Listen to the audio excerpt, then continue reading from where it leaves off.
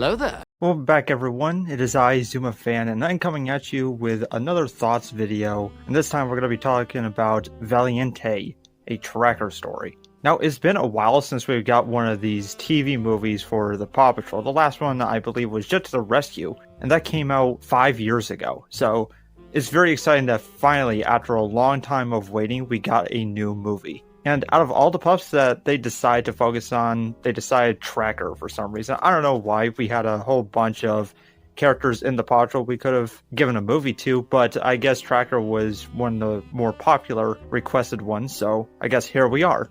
Now, before giving my thoughts, I just wanted to say that I have made a mistake, and for that I must own up to it, and that is the fact that I have been pronouncing the Valiente word wrong. I kept saying Valiant, but in actuality it is Valiente, so that is on me, and I apologize to all the Hispanic people in my audience. But anyways, with that being said, let's dive in. So this one is not going to be that long, because even though the movie itself is long, around 44 to 45 minutes, it's not filled with much of anything, honestly. The story almost makes up about as much as you would get in pretty much a segment, not even like a full episode, just a segment in an episode. But they kind of just stretch it out, and that's kind of the movie that we get. The story follows Tracker, Carlos, and the rest of the Paw Patrol as they travel into the darker portion of the jungle to figure out why so many nocturnal animals are being forced out. So even though from that plot summary, it sounds interesting, it's actually not.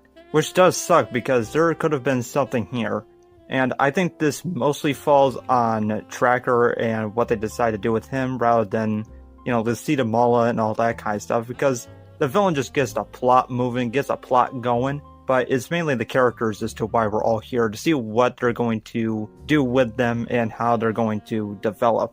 And what they decide for Tracker is that he's going to be afraid of the dark again, and so he has to develop into being brave and facing his fears. Not at all original, played out already, been there, done that. We could have and should have gotten something new for the character. Of course, that would be a little bit more experimental and going just a little bit outside of the norm and the age rating. Because I'm pretty sure that you can explore deeper concepts. You know, we've had shows like Sesame Street that are around the same age range, you know, like the kids that are being marketed to. And they discuss some really deep, complex things in there in a very simple way for them to understand.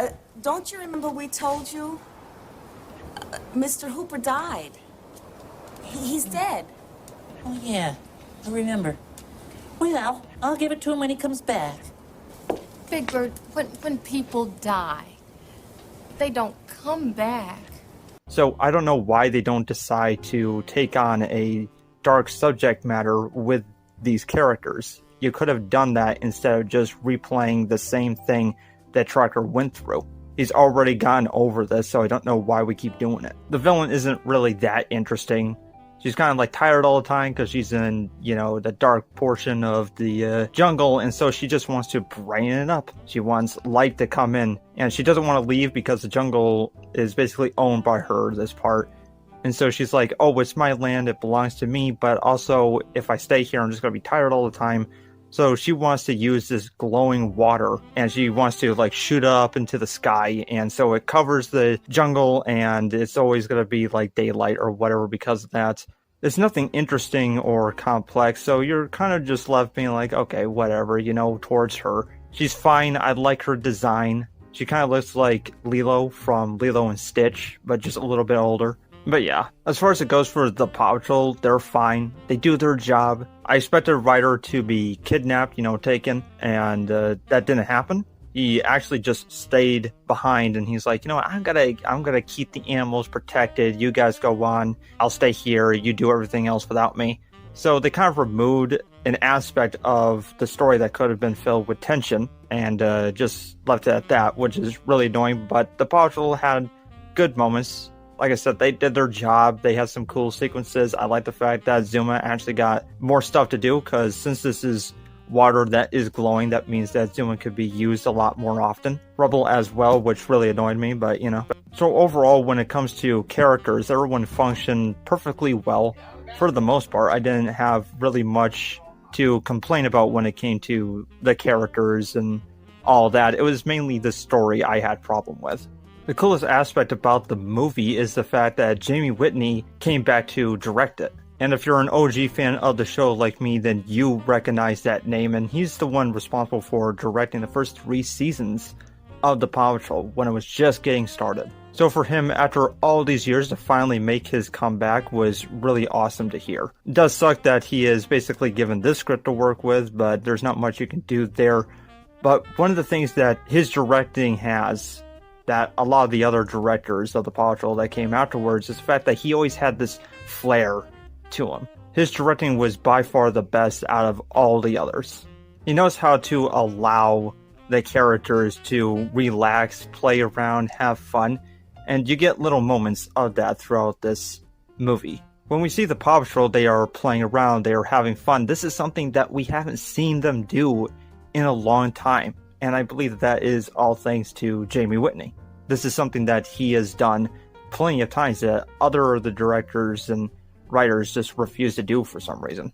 He also knows how to direct action better than all the others. This movie is filled with some really good sequences, scenes, and moments. Of course, you got all the moments with Zuma, which I really liked, but I think by far the best moment in this entire movie has to be when Tracker is saving Lucia Mulla at the end, and he's kind of like Spider-Man. He's like going through, he's hopping around trees, going through the branches and stuff like that as she is like falling and she could die. So Tracker is going as fast as he can, you know, using his grapples, his paws, running around, all that kind of stuff to get to her. It's just really awesome. It's even better action than you would see in the theatrical movies. I think no matter how boring of a story and how long it could go for, Jamie Whitney just always knows how to take these simple scripts and spice them up. He always knows how to add a little bit of that sauce, you know?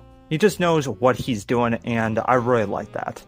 But unfortunately, he just can't elevate. He can't change much about the plot and the characters and all that. He can do his best, but his best is not good enough. And so at the end of the day, no matter how beautiful the animation is, and it's gorgeous, it's one of the best animated things from Paw Patrol outside theatrical movies ever. No matter how cool the action is, how good the voice acting is, the direction, all of that, it doesn't matter when it comes down to the writing, when it comes down to the development of the characters. And unfortunately, this movie just lets everybody down, as always. So hopefully in future they learn from this and they try a little bit better on the scripts, on the plots, and on the characters. I think they could do so much better, and they can do so many great things with these characters. They just have to have a little bit of faith in themselves. But anyways, I want to hear what you think about this, so let me know. Thank you all for watching, and I will see you later.